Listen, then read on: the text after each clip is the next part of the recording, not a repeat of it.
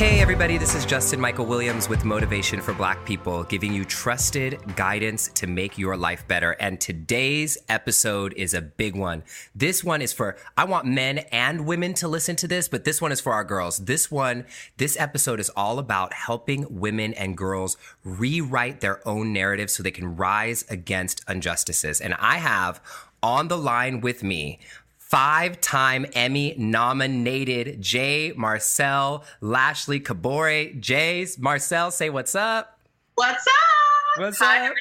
Hi, Justin. So let me brag about you for a second before we get started into this. So I'm going to tell you guys, you really want to listen to this episode because this is so powerful. We've never covered something like this, and I'm so excited to dive in deep with J.Marcelle. So first of all, she got 5 Emmy nominations, all for creating content around social justice pieces and economic development pieces, which she's all about this social justice. And she develops programs for economic development, educational development, healthcare development of the world's women and girls. She is somebody who I know stands strong with our women, and especially our Black women, and she provides voice to the voiceless. And so I am so honored to have J.Marcelle on the line here right now. And we're going to dive really deep with you guys in a short amount of time and really get into what's happening in the world today and how culture is affecting this and what you can do as a woman to rise up and even what you can do as a man to make sure you're bringing our women up as well with you and not continuing to be a part of the problem.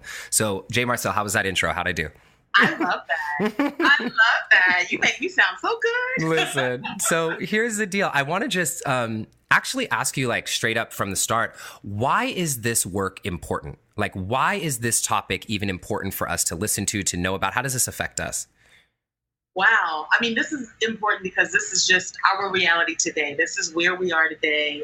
And we are constantly faced with injustices, and our young people see it, and they've been victim to it.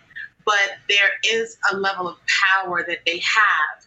And I think it's important for us to make sure that we educate them and even ourselves on our power so that we can really take action. Yeah. We can stand for something and take action. So, this is just where we are. But this is real. This is where we are. And we've really got to fight and make sure that our voice is heard so that we change. And what got you to want to specifically work so heavily in targeting, helping women and girls, step past some of these boundaries that have been placed on them, or sometimes we even place on ourselves?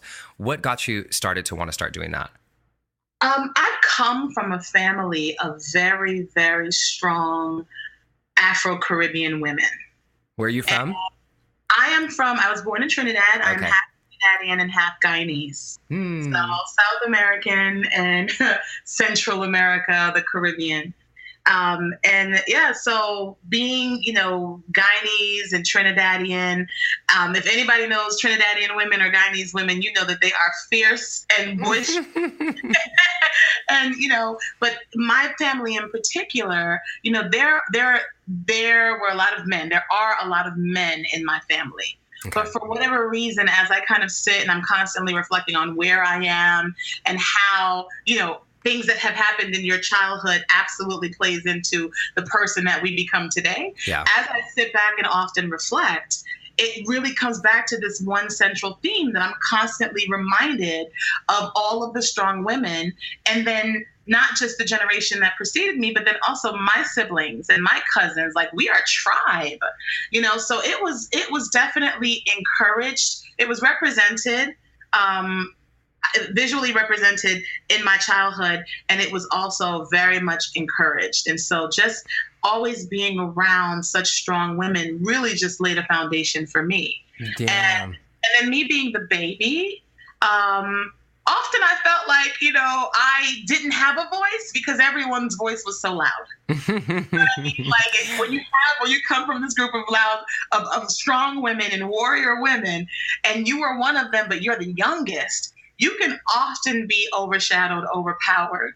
And so I definitely had to find my place, find my space, find my voice, and use it. And I am definitely, I'm loud in my family. So I found my voice and I'm using it. And I really want to help other women, young and old, to do the same. So I think one of the things that's really interesting about what you're saying is it sounds like your family, really supported the empowerment of the women in your family. But I think when we look across cultures, that doesn't seem like the norm, right? Yeah. Was your family always like that?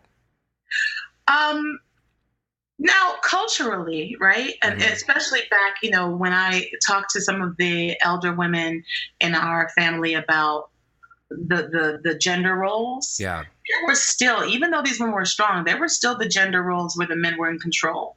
There's still evidence of domestic violence where it was just a norm that a woman would get put in her place by being beat by her husband. Yeah. And this was all stuff that was also prevalent in my family. So even though there were strong women, there were also, the men were not subservient and the men didn't disappear. But I do think that maybe, dare I say, some of those things made those women even stronger. Made those women rise up and fight to be heard. So it was supported, but it wasn't anything that I can't say that I grew up in a household where it was like, stand up for yourself and speak up. It just came about.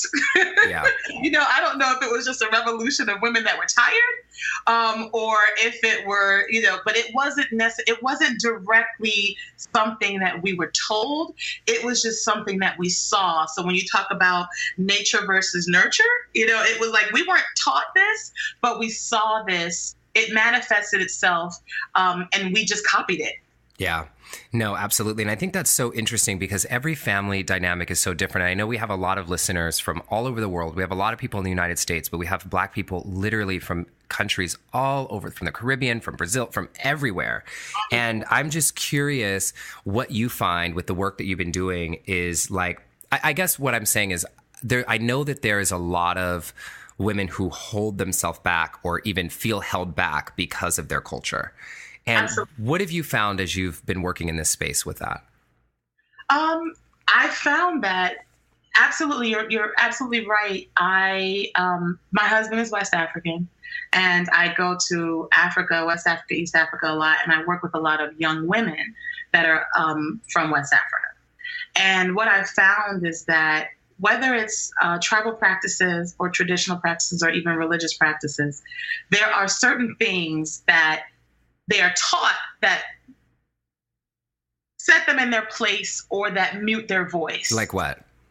Well, for instance, if they are one of 14 children and the majority of the children may be boys, or even if they aren't boys and they come from a Muslim family and and the sons are prioritized. And so what happens is you just get lost. You know what I mean? You get lost. It's not even that you're told to shut up. You just are overlooked because the priority becomes the son or the older children or the child that happens to be, causing the most trouble. Whatever the case may be, you can easily get lost in your family. And I've seen that. But at the same time, I've identified that some of these young women who have been lost and have been muted, that has been something that their voice has been suppressed. But when they've been given a platform to express themselves, the innate natural leader comes out. And it's like, whoa, as soon as it's almost like you take the cap off of a jar and it's just like you open up this box and someone flourishes, but they have been told to keep the cap on. Yeah. So, yeah. And like, do you feel like it's so interesting because I know when you talk to some people, it's almost like some cultures or some even women in different cultures that I've talked to don't even recognize that the cap is on, or sometimes don't even want to take the cap off. And I always think that's such an interesting conversation because we in America, we have such an idea of like what it means to be free or what it means to be not be free and all this kind of stuff. And so what's kind of the balance there in looking in other cultures and saying when the cap is on and when the cap is not on? Well, that's interesting because I can even remember experiencing that in my childhood when I would question things, right? You were told to do something, and I need to know why. I'm not being rude. I just need to know why, because that's the way my brain works.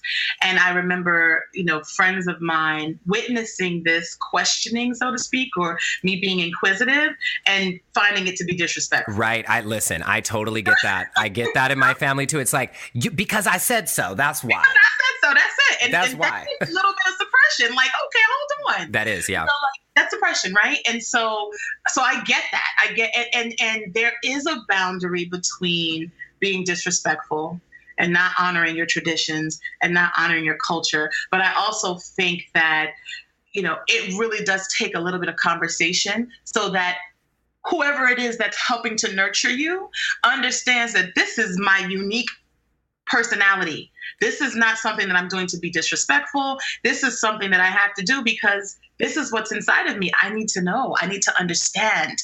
And this is going to help me become a better person. And I mean, again, it's kind of a euphoric thought, because if the generation above you doesn't really respect it or get it, then they'll just be quiet because I said so. It'll still be that type of relationship perpetuated. But at the end of the day, they will see this child is different.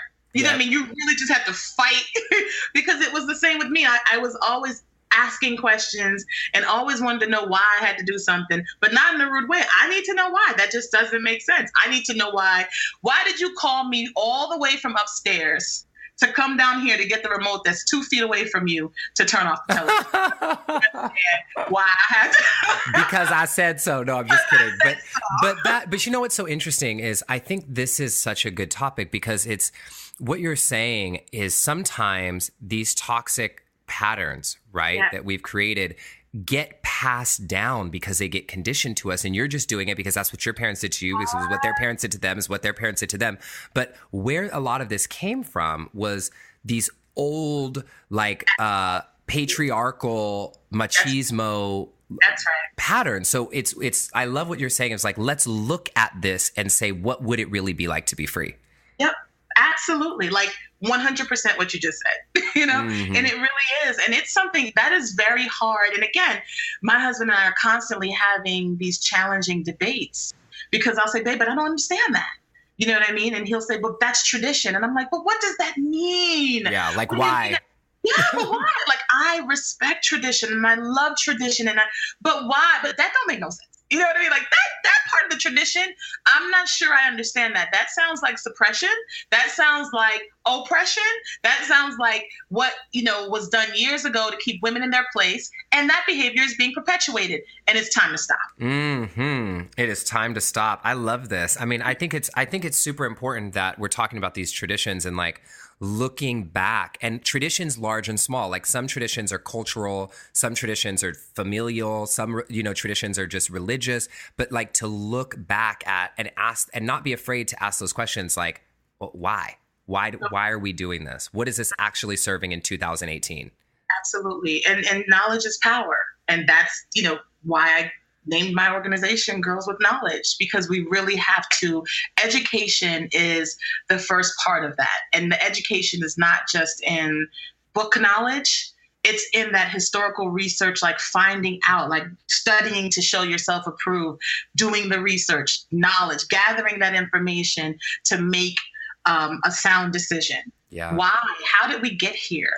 What is it that caused us to implement that tradition in the first place? And when we start to do the research, you start to see all of the things that were impacting society during that time.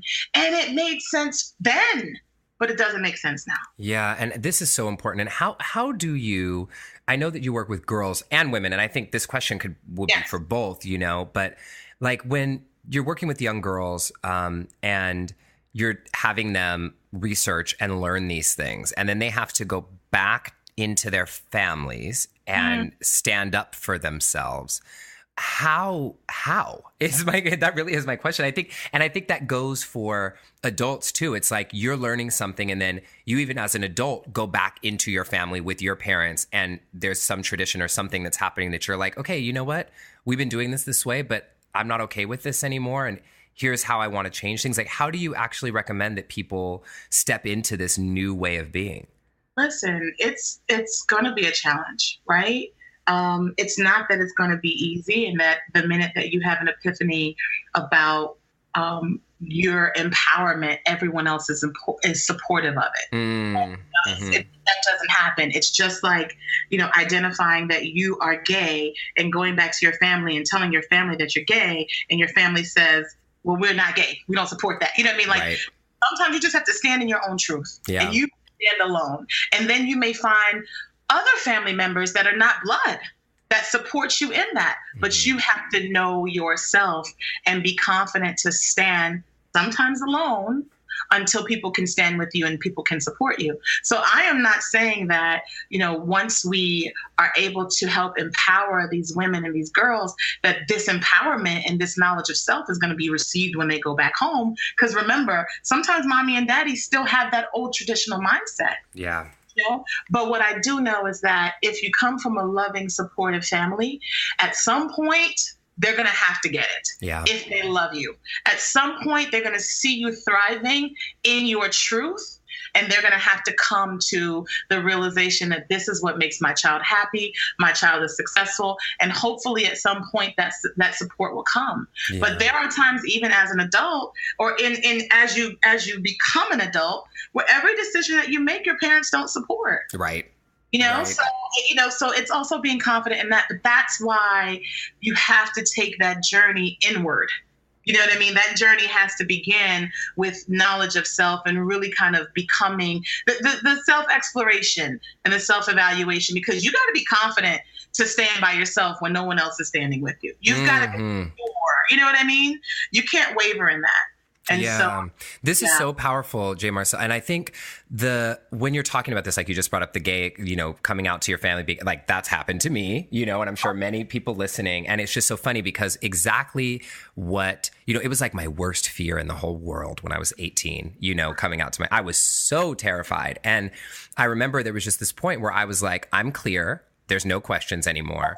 I'm standing up for who I believe in and for what I believe in. And I think that's why the inner inquiry is the first step that's really important, like you mentioned, because you have to be so sure about yourself so that you can stand confidently in your power, even if that means alone. And ultimately what happened was the same thing you said. Like, it took, some of my family was great. Some of my family was a hot mess. And then over time, they're looking and they're kind of like seeing like, well, we got some straight family members here who were like in jail and divorced 5 times. And then Justin seems to have his life together. So maybe this is not that bad, Exactly. Exactly. And at some point, a parent has to realize that they had a vision for what your life would be. They had their vision for what your life would be. But at some point, your eyes were open and you had your own vision, and they have to submit to whatever your vision is. Yeah. This is your life. Yeah. And so it would be great if it could be harmoniously done, and that's just not reality. But I think that at some point in time, if you come from a loving family,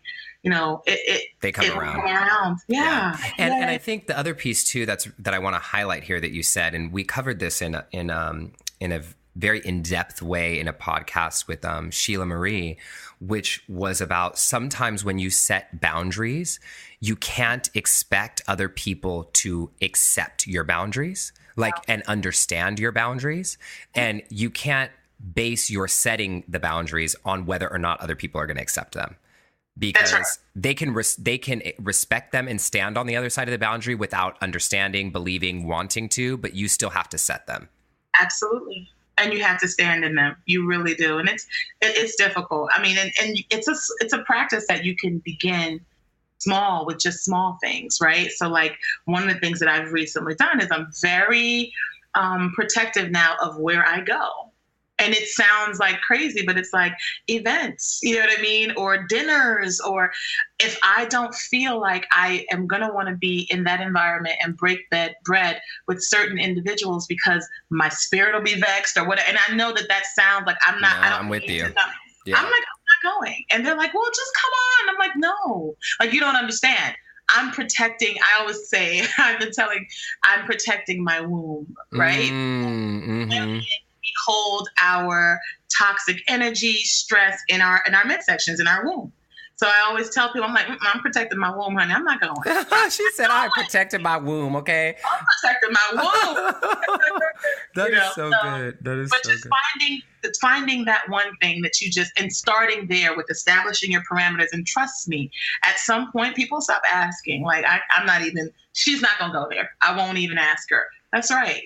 I'm not. Thank you for not asking. Thank you for respecting my boundary, even if you don't agree with it. Yes. No, amen, girl. This is it. I mean, this is the truth. And I think that one of the things that I wanted to really touch on that's important here, well, two things. I have two more things that I want to discuss. I'm looking at the time like, oh my God, we only have 10 more minutes. But the thing is, I want to talk about this concept of women sometimes being conditioned and not even realizing their condition to believe they can't get as much as a man can.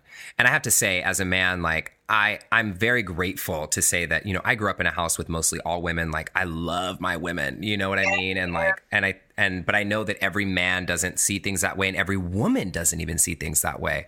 So how do we start to shift the paradigm here in a real, like, practical, tangible way? Because it's obvious that there's no reason a woman should deserve or earn or be less than any man. I think it's obvious, at least, but some people don't. Right.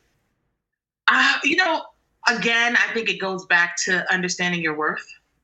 Yeah. I think it really does go back to understanding your worth. And that is when you've been told for so long that you don't deserve it and that you're not worthy of it and that you don't contribute, and, you begin to believe it, right? So you have to do your own work to recondition yourself and reprogram yourself and to, I don't even know, de-brainwash is a word, yeah, but like, we could use it. We can use it, de-brainwash yourself to be able to identify that you are worthy. Yeah. That you are, I clapped. I don't know, but clap, clap, clap. Yeah, I heard it. We got it. The clap emojis came right through. You are worthy. Okay. But you are worthy. You are worthy. And it is definitely challenging. And I, even today, am constantly faced with that, because when I have to negotiate a deal, and especially if there's something that I really want to be a part of, and I know that this would be, beneficial to me, as, as well as them, it's mutually beneficial. Sometimes I forget about the mutual part. Sometimes I just think about, oh, wow, oh goodness, how much I want this. How good this will be for me, like how I need this, right? And then they begin to, I don't know if they sense like the desperation or if that comes through in my energy, but it's almost like there's this, the other side, male, female, doesn't matter. The other side then has this upper hand, or they feel like they have this upper hand.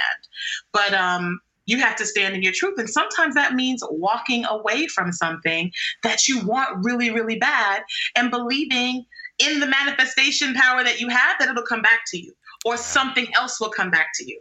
It may not be that thing, but you have to stand for it. But yeah, it begins with, I think it begins with really understanding your own worth, believing in it, standing in it, and fighting for it. Fighting for it, you know what I mean? But it's very interesting, because I think I was cracking a joke this weekend where I was like, it's so interesting to me that men are even, that some men will say that women can't do this and can't do that and can't do, but at the same time will expect us to till the field. If you look at like, if you follow the Bible, if you look at like the virtuous woman, right, all the stuff that the virtuous woman is supposed to do. And it's like, we're supposed to knock all that out. But at the same time, we can't make decisions politically. Right. Oh, we can't run for all. Get the heck out of here. Now get the hell out of here. You know what I mean? So, right. So we just have to know it. We just have to know it. And again, I don't want to sound euphoric, but it's part of the reason why I have said I will make a commitment to make sure that I am imparting this knowledge and this wisdom into the younger generation, so that even though I work with older women who have to be reprogrammed, I definitely want to be a part of the developmental stages of young women, so that they have this foundational knowledge. Yeah. Even if they're not getting it at home, maybe they'll remember Miss J.Marcelle from back when I was a little girl, who told me, you are somebody. Don't believe the hype. You deserve it. You're worthy. Maybe they'll remember that. And maybe that'll be a part of their mantra and who they are. And this will not be a fight. The fight that we have today will not be a fight that they have to have tomorrow. Yes. Yes. And I really believe so strongly in, I mean, a big part of, this platform and a big reason why even this platform was created was to like educate our generation who are having kids and having a new generation come through so we don't have to pass down these old toxic patterns and habits. And even having mentors. I mean, I know when I was a kid, like most of my biggest mentors were people outside of my family, and so and you do remember these things. I know I have this teacher that I'm still in touch with from elementary school named Miss Nat. Her name was Miss Nat. Her name is Miss Nat still. And when I tell you that woman, like I would not be who I am today if it wasn't for Miss Nat and how much she stood up for me and believed in me as a kid. And she was just one of the worker. She wasn't even a teacher. She was like one of the counselor workers like at school. And we need these people in the world, and we need for everybody listening, like for all of us to be that person for the younger generation and not to be like, I don't like kids. No. Like, you know what I mean? Like, look, I get it. Kids be getting on my nerves too. But however, yes. But however, like when we look at them from a different perspective and say, they are the next generation, they are learning, their brains are so permeable. Every interaction I have with them has the potential to change the trajectory of their life. If you think about the things we go to therapy for, they're little short moments. They're not, they're little things that happen. So you never know which moment is going to trigger a kid into a positive direction. Absolutely. Absolutely. Yeah. So I want to ask you here, you say, and this is one of my favorite things, when I was reading about J.Marcelle, y'all, I was very impressed, by everything that's online about her. And one of the things that I love the most is it said empowerment is an action word, not just a motivational speech. Now that is a line. That is a bar. Honey. It is a bar. So it's an action word. Yeah. Talk to me about this and maybe even give us a few closing actions that we can take to feel more empowered.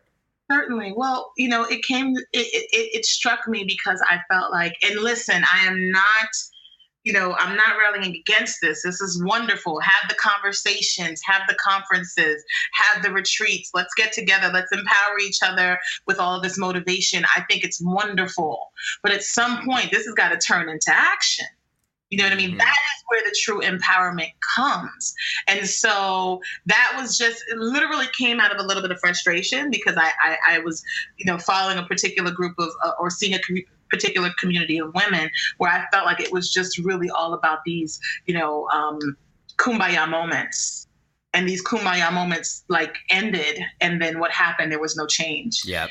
I wanted to make sure that I was clear that it's an action word and that we should be doing something as a result of all of this empowerment. So with Girls with Knowledge, my organization, for us, it is education, opportunity, access, and action. So we want to make sure that it's education. We give you the knowledge, you find your knowledge, and then with that knowledge, we begin to find opportunities and maximize those opportunities by being given access. Sometimes that access comes, sometimes we got to take it. Sometimes we have to create a way for ourselves and create a path for ourselves. And then after we get that, then we got to take action to help the next person. Yeah. And so what we've done at Girls with Knowledge, we've created an initiative called the Global Goddess Experience. And what we've identified is just like the African proverb says, I can go alone and go fast, but if we go together, we can go far.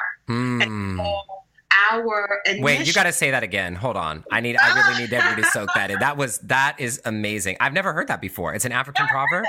Yeah, no. We can go alone. I can go alone and go fast. I can get there quick, but if we go together, we can go far because we're holding each other. We're helping each other. We're motivating each other. We are carrying the load.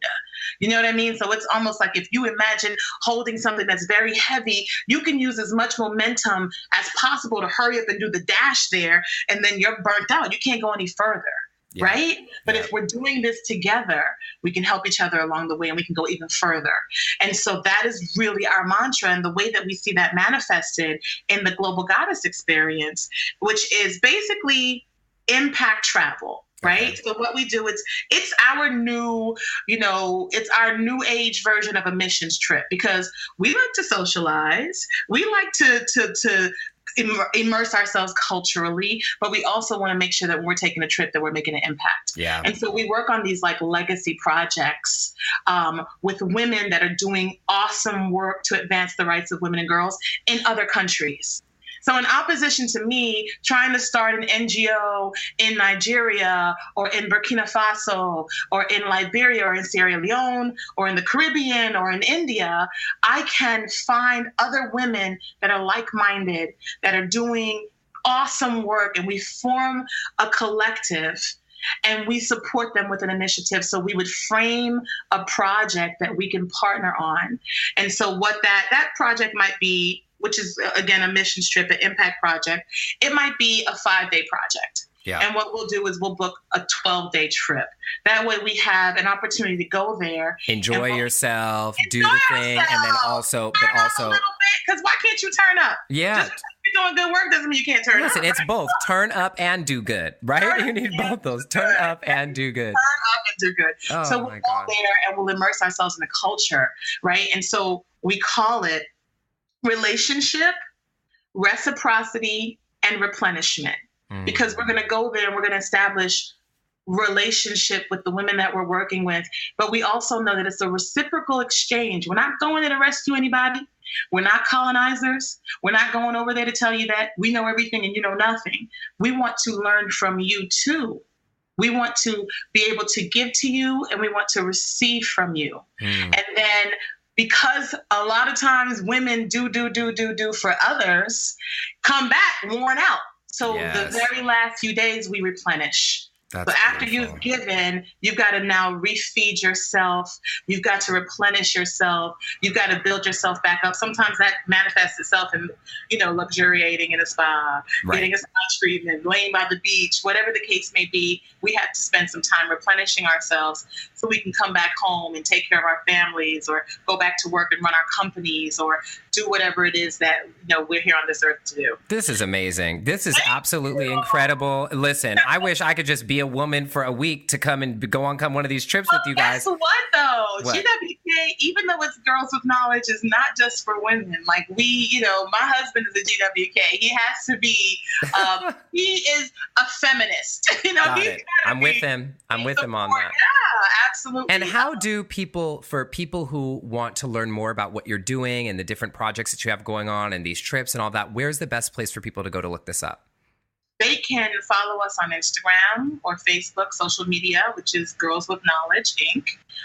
Or I am a GWK. You got to proclaim it.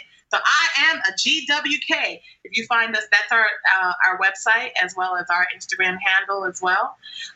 Or you can just simply, if you don't even want to know about GWK, you just want to get involved in our social impact trips, you can certainly just go visit us at the Global Goddess Experience. That's amazing. TheGlobalGoddessExperience.com. TheGlobalGoddessExperience.com. Great. So you guys know all about how you can get involved with J.Marcelle and everything that's going on. And trust me, I know you guys are interested because this stuff sounds incredible to just enjoy yourself, do good in the world, make an impact on women all over the globe. And J.Marcelle, I just want to say thank you so much for taking the time out of your busy schedule, your traveling life to talk to us today and inspire us to do better. My pleasure. Thank you so much for acknowledging the work that we're doing. Thank you, Justin. Thank you. And for everybody listening, thank you for taking a moment out of your day to do something that helped expand your mind, that helped you live a better life, that helped you stop passing down the toxic behaviors that sometimes we didn't even know was toxic. And I hope that this was really helpful to you. And if you haven't done so already, make sure you go to motivationforblackpeople.com, put in your name and email address. Every week we send out a free audio guide that's unapologetically Black guidance, that's trusted guidance to make your life better. There's over 18,000 people who've already done it. We're coming up, you guys. Please join us, join the movement. We're a family, we're a tribe, and we're in this together. I cannot wait to talk to you on the next podcast, and I'll talk to you later. Bye.